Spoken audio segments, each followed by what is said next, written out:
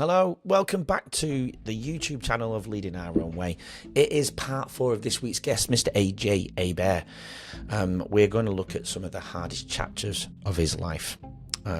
If you've missed, please go back because it'll fill in the context there. It's been beautifully split up.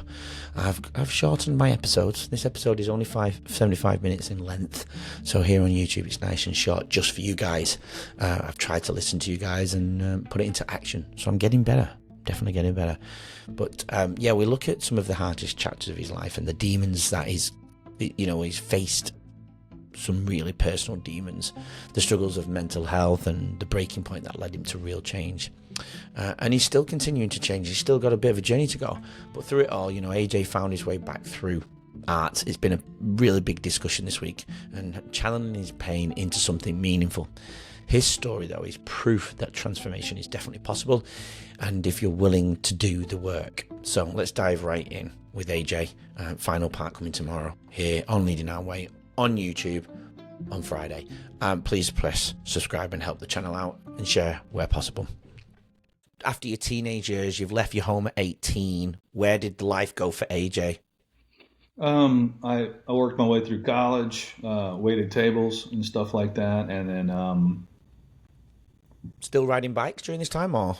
oh yeah, I was at first no, because I couldn't afford one, Yeah. and then finally I got another bike, and I was hanging out at the bike shops at lunch and after work, man, and so the guy that was running the shop and my dad, they sat me down and I was trying to become an artist back then too. I was working at sign shops, painting signs and doing graphic arts, at different places and trying to pursue that. And they were like, well, why don't you just come back and work at the Harley shop? Because, it's in your blood. You're riding all the time, this is what you should do. And so I was like, no, I owe it to myself to try this and see if this works.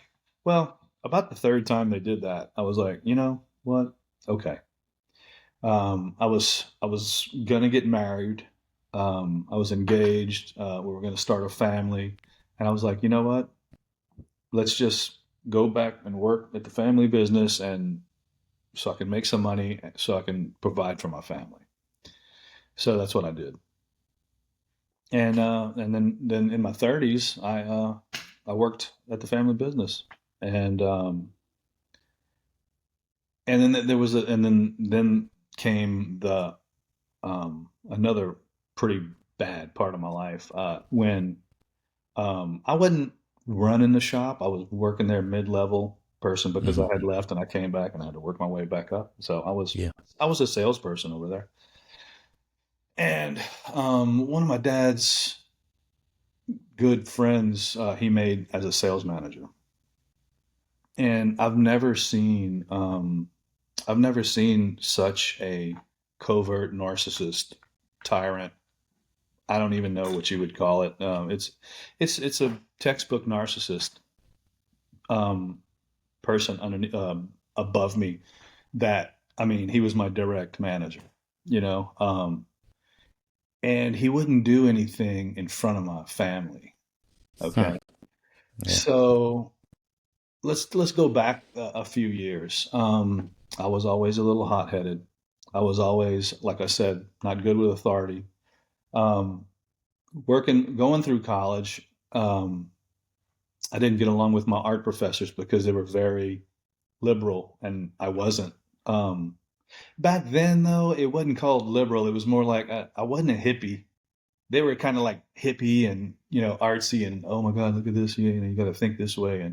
And I was like, I want to draw this, and because I like it, and I want to ride my bike, and I want to, and they were like, and we didn't get along, and because I was good, they didn't like that either, Yeah. So I really didn't learn anything. But anyway, I was always having fights with my teachers and my professors, and just a bloody mess the whole time. And Did it ever get out of hand? No, not really. No. Okay. Until I just changed my major to general studies and got out. Yeah. And, so my brother was a business major, which everybody's not, they're more even keel. They're not super liberal. So he didn't understand what I went through. So he was like, okay, he thought my professors were just like Mm. his. So they were cool, so he thought I was just had a problem with authority. Because every time I would go to him and my dad, I would be like, dude, this dude is giving me the business. So he's I mean, he would just like make sport of getting in your head, you know. He had free space in there, with me, man, and he knew it, and he enjoyed it, and it really How do sucked. you think he got in there in the first place? Sorry. He How? was a friend of the family, and he was a real good friend with my dad, and my dad. No, sorry. How do you think he got into that free space? Because you like you said, you're a pretty strong guy, and we can deal things with certain ways. And I can relate to this because I've allowed people into my mental space too. But As I how does looked he get up, into your mental space? as I looked up to him at first. There you go. Yeah. Saw a weakness, didn't they? I looked up to him at first, and then slowly but surely he lost my respect. Yeah. Yeah. And then it got bad. It got to the point where I had to take Xanax to go to work, man. It was bad, man. And that's when I really got into my artwork. I was like, I can't, for the love of Christ, I can't do this anymore. So you needed an escapism, didn't you? Yeah, yeah. Yeah, they say artwork is 40% inspiration, 20% perspiration, and 60% desperation. Wow, So really? I don't know if those numbers add up right, but anyway, that's kind of how it is, and it's true, man. Nothing makes you serious about your passion until you're in a bad place. So Agree. that got me into it, and that was probably about pushing 20 years ago. So Did you ever reach out to anybody about it? everybody I reached out to just said, "Oh man, you're just being sensitive about it. You're just being hot headed. You got a problem with authority." And I was I've like, heard that "No, before, yeah. I don't, man. You don't understand, dude. So like, Mm. and he would, being a friend of the family, he was always at my dad's house when we had get-togethers. And alcohol amplifies your personality. So if you're an asshole, you're going to be a super duper asshole when you're drunk, right? Yeah. I'm a pretty cool guy. I like when I'm drunk, yo, you would like me, it's great. But this dude would just start picking on people. He would just start hitting people and tackling people. And I mean, and it was, man, he would go and pick on my little brother and go and pick on kids. So like we'd be like, dude, pick on someone your own size. We put his head through a bicycle tire one time. He tackled me one time, and I picked him up and snapped his leg. He didn't learn from that. Came back, and this is all after hours. Wait, hold on a second. You snapped his leg, meaning you broke it. Oh yeah, we had to put him in the car. Had to You go. you said it so casually. How did you break his leg? Well, he had me in a headlock, and I was about to lose consciousness, so I picked him up and slammed him on the ground, and his leg Holy didn't. shit. His leg didn't agree with that, and so that happened. Oh, I'm glad I came back and prompted you to go a little bit deeper because I did not know that. And so, okay, so then it got to the point where he came, and this is, and still my parents and my family didn't see this happening. They thought it was okay. Finally, he came and really just started it on me again a couple of years later, and this is what did it. I mean, he ended up just hitting me right in the face, and we had an altercation, and I was able to take care of myself, thank God. And then that's when my dad and everybody really saw what happened. And that's when my brother really saw what happened, and they were like, "Man, AJ really wasn't messing around. He wasn't kidding. This is really happening." And they were like, "Dude, I'm sorry for not listening to you." And I was like, "I just don't do it again." you Didn't know, they realize that after the broken leg scenario, though? you would have thought. You would have Yeah. thought, but they were like, "Oh no, those boys are just horse playing." Oh, wow. even listening to your words, it still didn't sink in though. So where did he punch you? I know it was in the face, but in terms of location, was it another family party? Was it at work, No, behind the no, scenes? Were people there? it was at a family party. Yeah, yeah, in front Uh, of uh, my daughter, in front of my 5-year-old daughter at the time, and yeah, that was the first time she saw blood. these Yeah. people eventually undo themselves, though. They really, really do, and some longer than others. And I can relate to that. You know, I went through the same thing. You know, that nicky picky, pulling at your heartstrings, pulling at your soul, getting into that space in your head that you've allowed them into because you.